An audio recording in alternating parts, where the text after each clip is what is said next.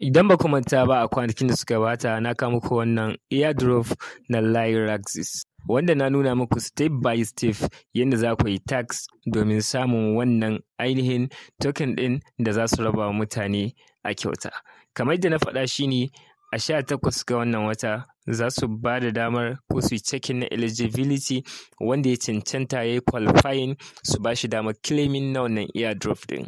Haka zalika yanzu lokaci ya kai wanda suka ce a 20 ga wannan watan za su ba kowa damar ya claiming idan har ya yi qualifying na wannan airdrop ɗin, wanda mun faɗi ƙa'idojin za ka bi domin qualifying, wanda shi ne ka yi tax, ka gayyaci mutane su yi amfani da wannan ainihin airdrop ɗin kuma su kasance suna yin tax. Kamar yadda suka nuna za su yi listening na ainihin wannan token ɗin nasu ya kasance ana trading ɗin shi public trading a 28 ga wannan wata na Nuwamba, kuma a yanzu haka idan ka duba ga countdown nan na lokacin da kowa zai iya claiming idan har ka yi qualifying. So da haka za ka iya zuwa ka bincika idan ka ga account ɗinka ya nuna haka qualifying, za ka iya ainihin claiming kenan zuwa wannan lokacin idan waɗannan awoyin sun cika. Idan ka duba ga su nan za su baka 75% wanda za ka iya claiming, za su yi locking na 25%,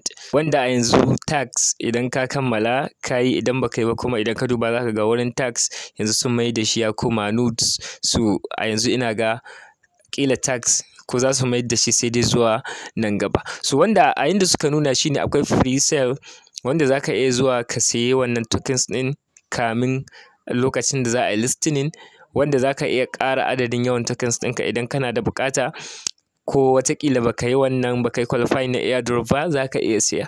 So kamar da suka nuna shi ne idan ka duba za ka ga yanzu ana sayar da shi akan 0.0015 wanda suka ce listening price zai kasance 0.05. So ka duba idan ko 10,000 ka samu daga cikin wannan airdrop ɗin, idan aka yi listing ɗin shi a 0.05 ka buga 0.05 times 10,000 ka ga nawa zai baka.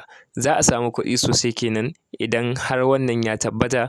So a taƙaice idan an saki update irin wannan ku riƙa jarrabawa, wala Allah baka sani ba wanne ne za ka dace daga cikin shi. So idan lokacin claim ya yi insha Allah zan muku bidiyon yadda ake yin claiming. So bamu san ƙa'idojin da za su saka ba, zai iya su ce ƙila akwai gas fee ko ba gas fee, so bamu sani ba. Zuwa dai an kammala komai yayi insha Allah zan muku bidiyon yadda ake yin claiming. Waɗanda suka yi amfani kenan suka yi register a ainihin bidiyon da na saki. Idan wannan shine farkon zuwanka a wannan channel ta HIKIMA FASAHA TV kuma baka yi mana subscribe ba, kai daure kai ƙasa ka danna mana alamar subscribe, sannan kai liking na wannan bidiyon kuma kai sharing zuwa ga 'yan uwa da abokan arziki. A koda yaushe nakan saka update akan yadda ake samun kuɗi online da kuma abin da ya shafi video editing da kuma ƙirƙira ta AI da kuma abin da ya shafi graphic design. So yin subscribing da kuma liking na bidiyon yana ƙara min ƙwarin gwiwar kawo muku abubuwa masu amfani. Na gode.